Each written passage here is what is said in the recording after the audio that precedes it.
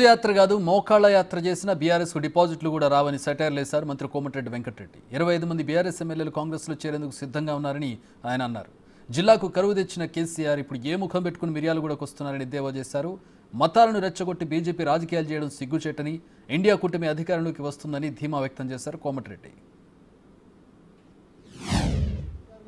Government పడిపోతాం వీళ్ళంటారు. ఓరే 64 మంది ఉన్నాం మేము, 45 వచ్చింది టీఆర్ఎస్ వాళ్ళు. మేము రమ్మంటే మొత్తం 25 మంది ఇప్పుడే వస్తట్టు. వద్దురా బాబు మాకేమవుతుంది, ఇప్పుడు మీకు ఎట్లా ఓటు రావు, నువ్వు అయినా నువ్వు మీరే మాట్లాడుకోరు, మీకు మాకు అవసరం లేదని చెప్పి మేము చెప్తున్నాం. నేను ఒక్కరే అనుకుంటే 20 మంది ఎమ్మెల్యేలు వస్తారు రేపు పొద్దున. నేను ఒకటే చెప్తున్నా వీళ్ళకు, మీకు క్లియర్గా చెప్తున్నా, కాంగ్రెస్ 10 ఏళ్ళు కాదు 20 ఏళ్ళు కాదు, ఈ భూమి ఆకాశం ఉన్నన్ని రోజులు కాంగ్రెస్ పార్టీ అధికారంలో ఉంటుంది. ఎందుకంటే తెలంగాణ ఇచ్చిన పార్టీ. మీ పార్టీ కథమైంది, ఎట్లా బెయిల్ తెచ్చుకోవాలో చూసుకోరు. అందరు ఫ్యామిలీ పోయి ఢిల్లీలో కూర్చోరి, వాళ్ళని వీళ్ళని కాళ్ళు వేలు పట్టుకోరి. ఇవాళ అక్కడ బీఆర్ఎస్ ఇప్పుడు బీజేపీ క్యాండిడేట్లు ఉన్నారు, టీఆర్ఎస్ క్యాండిడేట్లు ఉన్నారు భువనగిరిలో, నల్గొండలో. వీళ్ళు సర్పంచ్ పనికొస్తారు. వీళ్ళు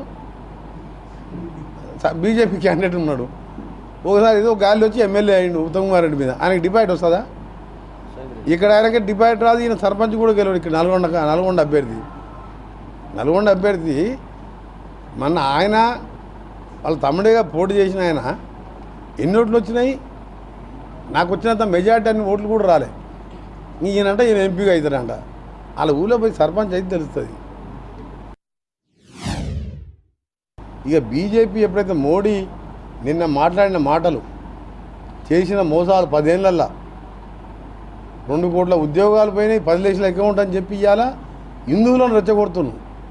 కూటమి గెలిస్తే హిందువుల ఆస్తులు తీసుకొని ముస్లింలు పంచిపెడతారని అంత పచ్చి అబద్ధంతో ఇవాళ హిందువులలో కూడా మోడీ మీద వ్యతిరేకత మొదలైంది. ఎంత ఓట్ల కోసం ఉన్నా సరే ఇట్లా జాతుల మధ్య మత ఘర్షణలు ఇచ్చే విధంగా ఈ విధంగా మాట్లాడడం తప్పని చెప్పి ప్రజలే అనుకుంటున్నారు. ఈ పార్టీ రేపైన బస్సు యాత్రని కట్టెపట్టుకొని వెళ్ళిన ఒక ముసలాయన నల్గొండ జిల్లాని నాశనం చేసి కృష్ణా నీళ్ళన్న జగన్మోహన్ రెడ్డికి అప్పచెప్పి, మీరిద్దరు లాలూచిపడి రాయలసీమ లిఫ్ట్ ఇరిగేషన్ కానీ, ముచ్చుమర్రి లిఫ్ట్ ఇరిగేషన్ కానీ, పోతిరెడ్డిపాడు 80,000 క్యూసెక్స్కు తీసుకుపో, నువ్వు నేను తేల్పాండు గోదావరి నీళ్ళు తీసుకొచ్చి సాగర్ నింపుతా అని చెప్పి నీ తెలివి లేని పనికి ఇవాళ మొత్తం నాశనం అయిపోయినావు. ఇలా కరువు తీసుకొచ్చిందే నువ్వు, మొత్తం దక్షిణ తెలంగాణ. అందుకనే నీకు ఇప్పుడు ఇంతకుముందు చెప్పిన మళ్ళీ చెప్పాం, 4 సీట్లు పొట్టిన 2-3 వేలతో గెలిచినాము. అందులో మన జిల్లాకి చెందిన దరిద్రులు కూడా 3,000-4,000తో గెలిచిండు, 200-300 కోట్లు ఖర్చు పెట్టి. ఇవాళ ఏ ముఖం పెట్టుకొని మిర్యాలగూడకు వస్తున్నా అర్థమవుతలేదు. కాంగ్రెస్ పార్టీ ఇండియా కూటమి అధికారంలోకి రాబోతుంది, రాహుల్ గాంధీ ప్రధానమంత్రి కాబోతున్నారు. కాబట్టి 25 తారీఖు అమిత్ షా వస్తుండు, 26 తారీఖు నడ్డా వస్తుండు, 27 మోడీ వస్తుండు. ఎందుకంటే నార్త్ ఇండియాలో మన మొదటి ఫేజ్లో జరిగిన 104 ఎన్నికల్లో మాకున్న ఎగ్జిట్ పోల్ కానీ, మా పార్టీ కానీ, ఇతర సంస్థలు కానీ చెప్పింది ఏంటంటే, వాళ్ళ బీజేపీలో పోయినసారి కంటే సగం సీట్లు తగ్గిపోయినట్టు ఎగ్జిట్ పోల్ ఉంటుంది కదా.